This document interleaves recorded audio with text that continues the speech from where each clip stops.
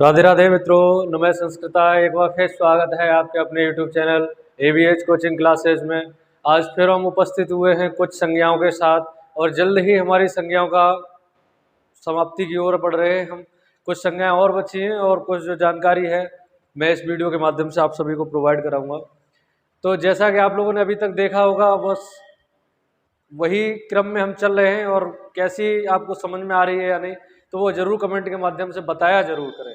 चाहे नहीं समझ में आ रही तो वो भी बताएं, अच्छी लगे तो अच्छी बताइए, गलत लगे तो गलत भी उस पर कमेंट जरूर करिए। ठीक है, चलिए आज हम, जैसा आप बोर्ड पे देख रहे होंगे, आज हम कौन सी संज्ञा पढ़ाने वाले हैं? पद संज्ञा पढ़ाने वाले हैं। कौन सी? पद संज्ञा पढ़ाने वाले हैं।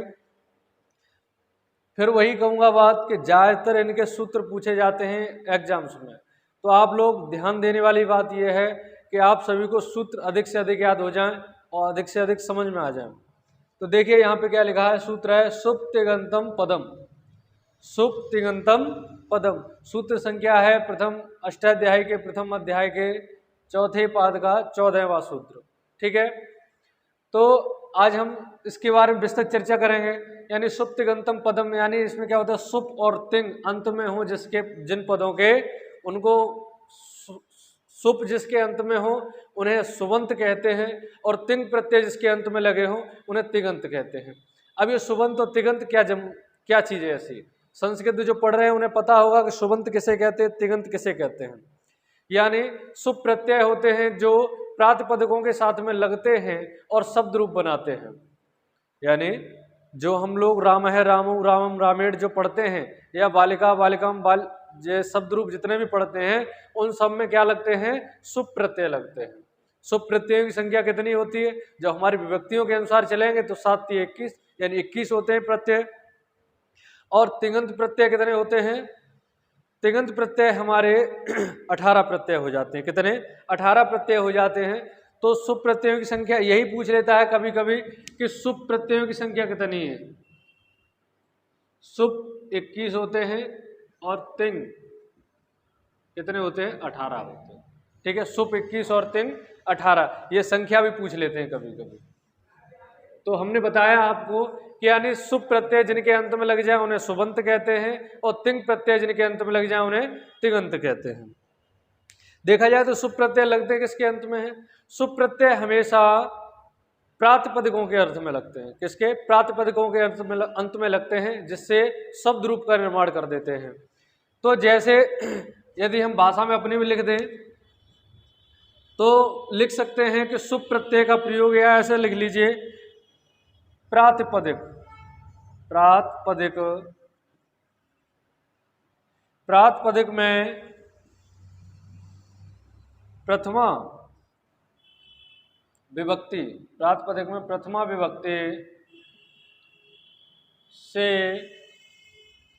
प्रथमा विभक्ति से लेकर सप्तमी विभक्ति, सप्तमी विभक्ति जैसे सु औ जस, ऐसे चलते हैं। सु औ जस टाम व्याम बेस, ऐसे करके।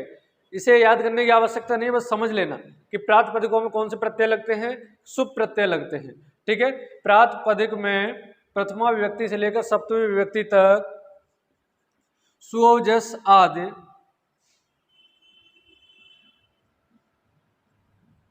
प्रत्यय जुड़कर प्रातिपदिक को सुबंत बना देते हैं। कैसे? सुबंत बना देते हैं। मतलब समझ रहे हो? यानी जैसे राम, सुप प्रत्यय जिसके अंत में लग जाए तो उसे सुबंत कह देते हैं। ठीक है ना? एक शब्द ये भी समझना, सुबंत क्या है? यानी सुबंत वही है, यानी सुप प्रत्यय जिसके अंत में लग जाए उसे सुबंत कह देते हैं और तिंग प्रत्यय जिसके अंत में लग जाए उसे तिगंत कह देते हैं। बस यही समझने वाली बात है। जैसे इसके उदाहरण है, मान लीजिए जैसे राम, रामऊ, रामा।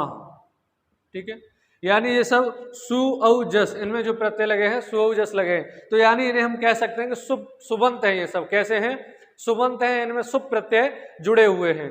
ठीक है, इसी के साथ हम देख लेते हैं सुबंत पद में इतना ही रहता है कि सुप तिगंतम पदम, यानी सुप तिंग अंत में हो जिनके, उन्हें हम क्या कहते हैं?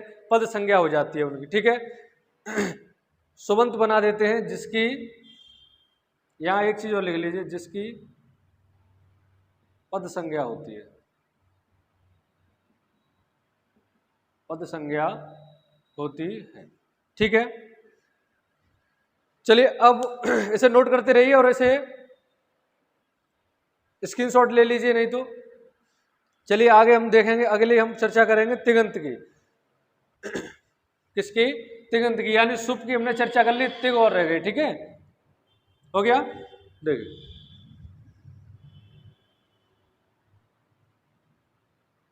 अच्छा, तिंग प्रत्यय में एक बार चर्चा कर चुका हूं अभी कि तिंग प्रत्यय किसके अंत में जुड़ते हैं? तिंग प्रत्यय हमारे धातुओं के अंत में जुड़ते हैं।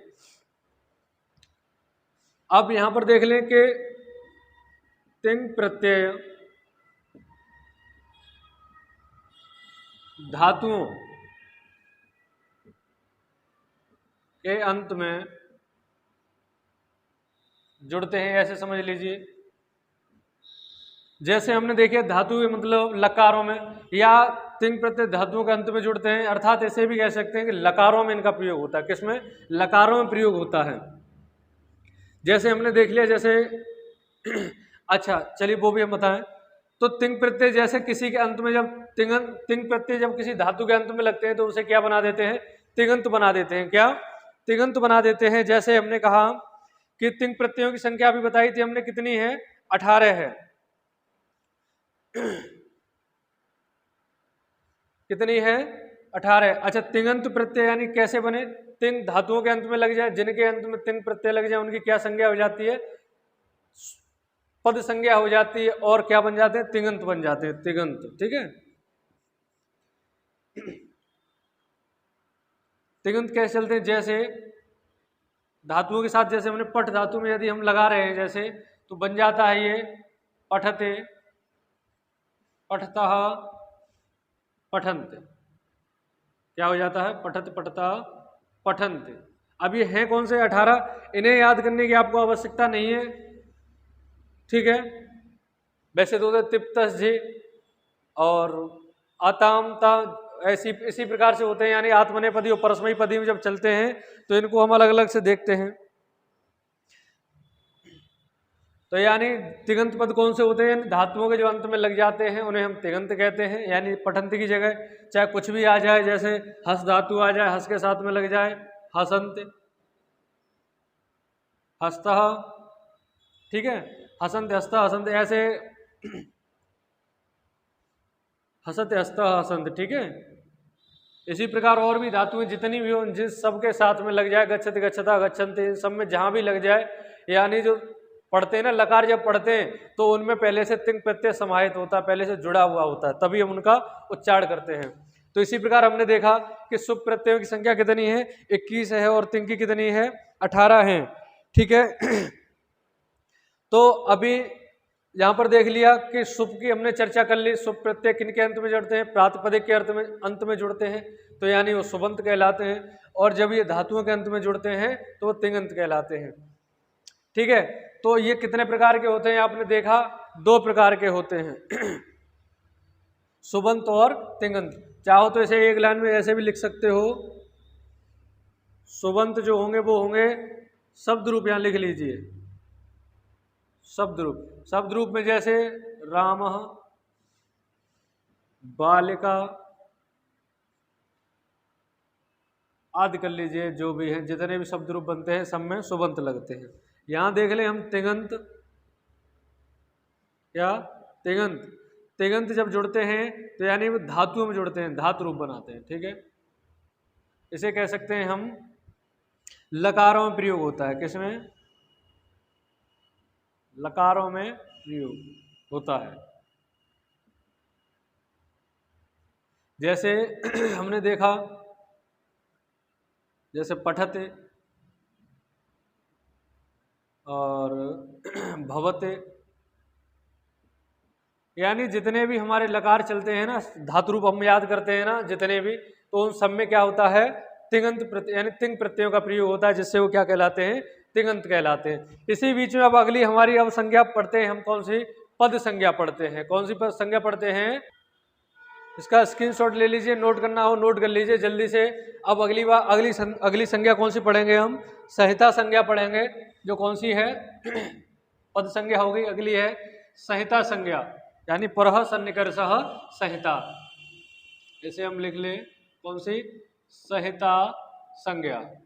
जो भी भाई लोग जूनियर की शिक्षक भर्ती परीक्षा दिए होंगे संस्कृत से, उनके में आया था, जूनियर टेट में ये पूछता जाया था, ठीक है।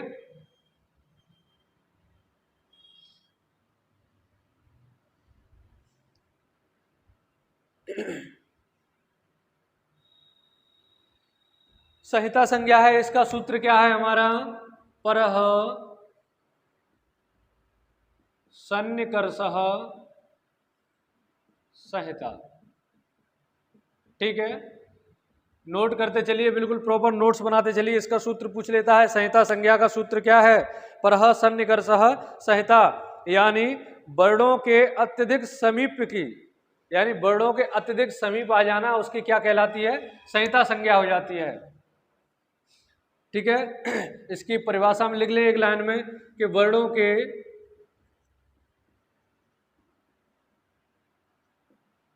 अत्यधिक समीप हो जाना, समीप हो जाना, समीप हो जाना क्या कहलाती है, संहिता संज्ञा कहलाती है। क्या कहलाती है, संहिता, संहिता संज्ञा कहलाती है। वर्णों के अत्यधिक समीप हो जाना क्या कहलाती है, संहिता संज्ञा कहलाती है। अच्छा, जैसे इसके एग्जाम्पल हम देखते हैं, जैसे इससे पहले हमने एक हमने पढ़ाई थी, एक संज्ञा आपको पढ़ाई थी हमने, जिसमें शब्द जुड़ रहे थे। यदि आपको ध्यान हो तो बताइए कौन सी संज्ञा थी जिसमें शब्द आपस में जुड़ जा रहे थे, कौन सी थी, संयोग संज्ञा थी। कौन सी, संयोग संज्ञा थी। बस इसको उसी प्रकार से समझ लीजिए कि संयोग संज्ञा में क्या था, संयोग होता था दो वर्णों का, यानी वहां पे स्वर नहीं होते थे, बस उसी प्रकार है इसमें क्या संहिता हो जाती है, यानी अत्यधिक समीप हो जाते हैं। जैसे जैसे हमने देख लिया गुरु धन आदेश, क्या, गुरु धन आदेश, तो अब इसका संधि विच्छेद संधि बनेगा, क्या बनेगा, देखिए गुरुवादेश, क्या, गुरुवादेश बनेगा ना, गुरु धन आदेश। तो यहां पर क्या हुआ, उ और आ मिलकर के क्या बन गए, उ और आ मिलकर के,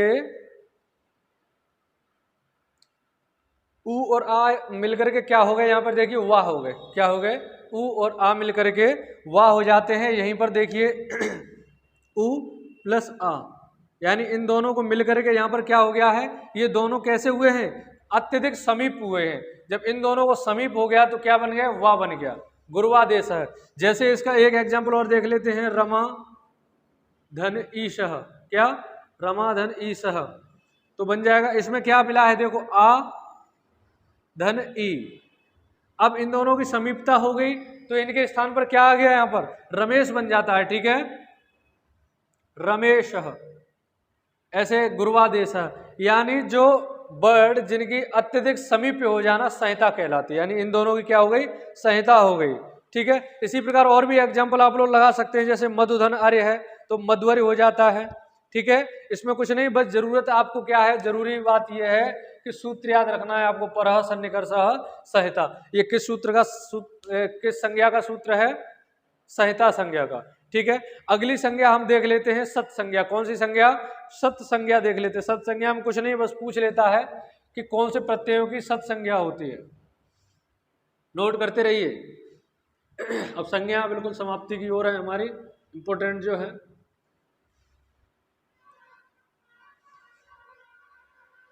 सत संज्ञा,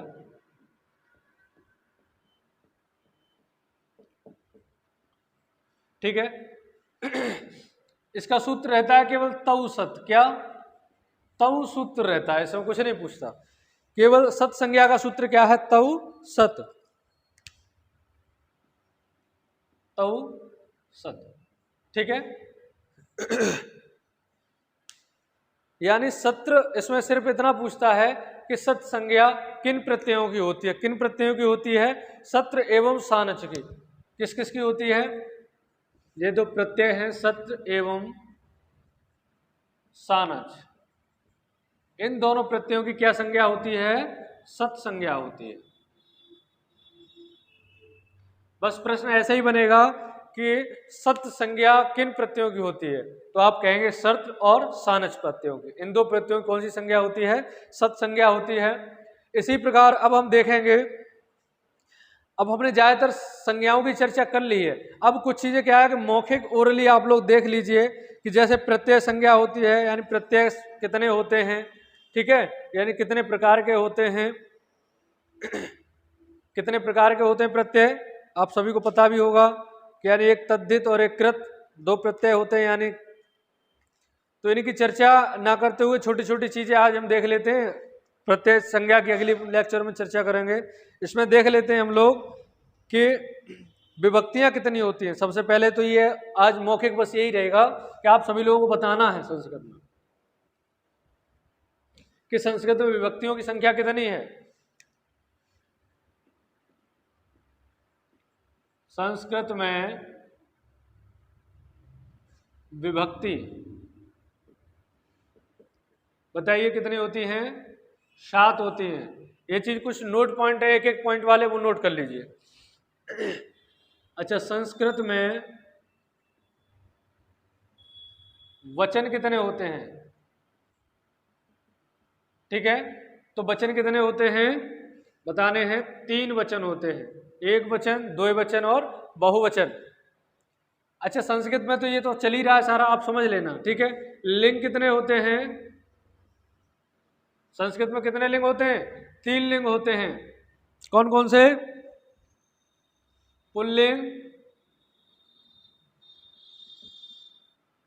स्त्रीलिंग और नपुंसक लिंग, ठीक है। और वचन कौन कौन से थे? एक वचन, दो वचन, बहुवचन। विभक्तियां 7 थी, प्रथमा द्वितीय तृतीया से लेकर के सप्तमी तक। अच्छा, इसमें संस्कृत में पूछ लेता है कारक कितने होते हैं? बताइए कारक कितने होते हैं? कारक 6 होते हैं। कौन कितने होते हैं? 6 होते हैं। हिंदी वाले लोग लगाएंगे 8, इसलिए ध्यान रखना कि कारक कितने होते हैं? 6 होते हैं। विभक्तियां 7 होती हैं। और पुरुष कितने होते हैं? प्रश्न यह भी बन सकता है कि पुरुष कितने होते हैं संस्कृत में? पुरुष 3 होते हैं। कौन कौन से? प्रथम पुरुष, मध्यम पुरुष और उत्तम पुरुष, ठीक है। पुरुष हमारे कितने होते हैं? 3 होते हैं। अच्छा, लकार पूछ लेता है आपकी संस्कृत में लकार कितने होते हैं? बताइए लकार कितने होते हैं? लकार हमारे संस्कृत में 10 प्रकार के होते हैं। कितने? 10 प्रकार के होते हैं। लेकिन हमारे सिलेबस में पढ़ने कितने? हमें केवल 5 पढ़ने हैं, ठीक है। लेकिन इसके अनुसार आप लगा के मत आ जाना, आएगा लकार की संख्या जब पूछे तो 10 होते हैं, ठीक है। अच्छा, अब इससे संबंधित जो लकार हैं, लकार कौन कौन से हैं, इनकी चर्चा भी हम कर लेंगे अगले लेक्चर में। हम आपको लकारों से संबंधित जितनी चर्चा होंगी अगले लेक्चर में करेंगे। आज बस अपने कक्षा को यहीं पर रोकते हैं। अगली कक्षा को फिर अगले लेक्चर में जो भी बचा हुआ है वो अगले लेक्चर में खत्म करा देंगे संज्ञाओं से संबंधित। तो आप सभी को क्लास कैसी रही, समझ में आ रही है या नहीं, तो आप लोग कमेंट करके बता सकते हैं। और यदि समझ में आ रही है तो लाइक, शेयर और कमेंट कर सकते हैं और सब्सक्राइब कर सकते हैं। और अपने भाइयों को, मित्रों को, साथियों को बता सकते हैं कि यहाँ पर हम संस्कृत आपकी विद सिलेबस पूरा कंटेंट आपको एक एक चीज़ लिख करके जो पेड कोर्स में दिया जाता है वो मैं आप लोगों को निःशुल्क अपने ABH कोचिंग क्लासेस के माध्यम से प्रोवाइड करा रहा हूँ। इसलिए आप लोग चाहे तो नोट्स भी बनाते रहिए, आपको कहीं पढ़ने की आवश्यकता नहीं पड़ेगी। मैं ये आशा करता हूँ आप सभी से, आप अच्छे से पढ़ाई कर रहे होंगे तो पढ़ते भी रहिए। चलिए आज अपनी कक्षा को यहीं रोकते हैं। जय श्री कृष्णा, राधे राधे।